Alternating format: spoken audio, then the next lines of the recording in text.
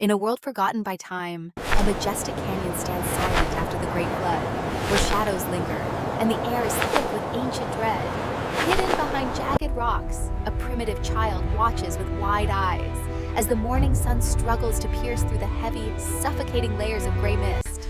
Scattered across the parched and barren earth lie the bleached skeletons of giants, grim reminders that in this desolate valley, hunger is the only constant companion.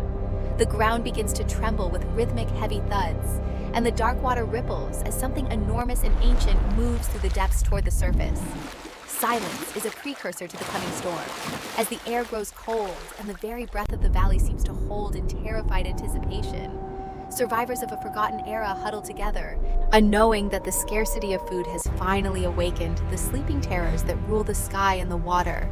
History has no record of this place, a hidden realm where the laws of nature are written in blood, and only the strongest can ever survive. In the heart of the Black Swamp, the water begins to boil and churn as a prehistoric nightmare prepares to reclaim its throne from the depths. Slowly emerging from the muck, the armored snout of a titan appears, its skin a map of ancient battles fought long before the rise of man.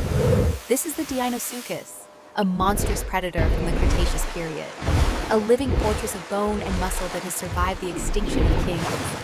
Each movement is a display of raw power, as tons of reptilian waves shift across the mud, reclaiming the land with every heavy, wet footstep taken. Its eyes, cold and calculating, scan the landscape for anything that breathes, driven by an insatiable hunger that has lasted for millions of long, dark years.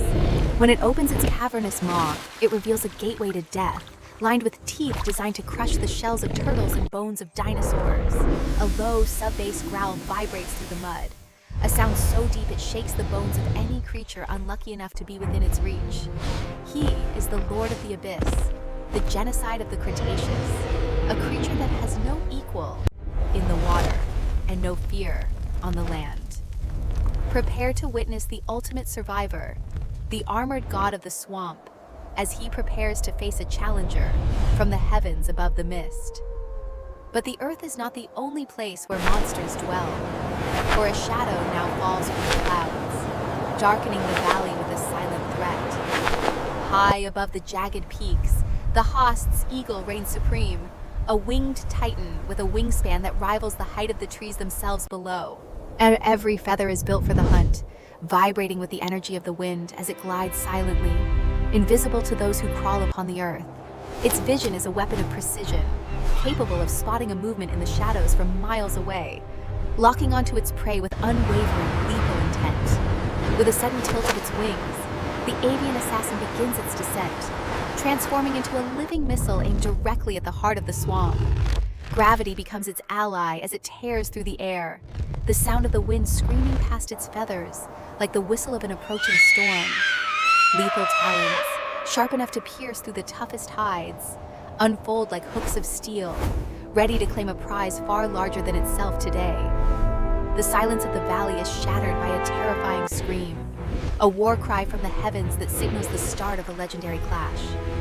This is the nightmare from above, the supreme hunter of the sky, coming down to challenge the prehistoric king of the dark, muddy depths below.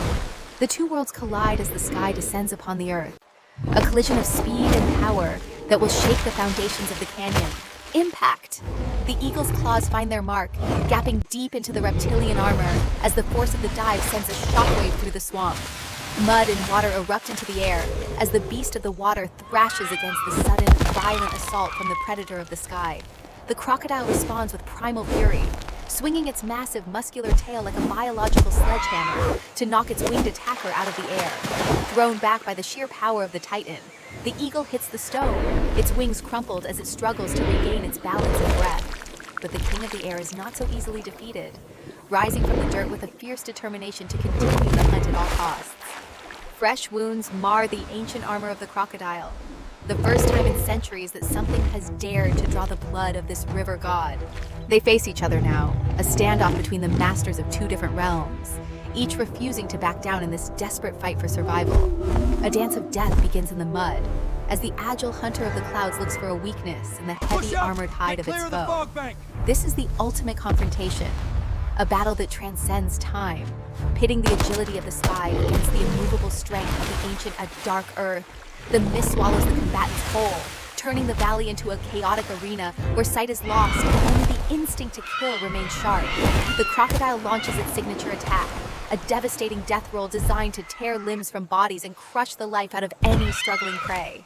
With a display of incredible aerial acrobatics, the eagle leaps into the air, dodging the snapping jaws by a fraction of an inch as it counters. The bird strikes back with surgical precision, its beak a lethal spear aiming for the only vulnerable point on the armored head of the giant reptile.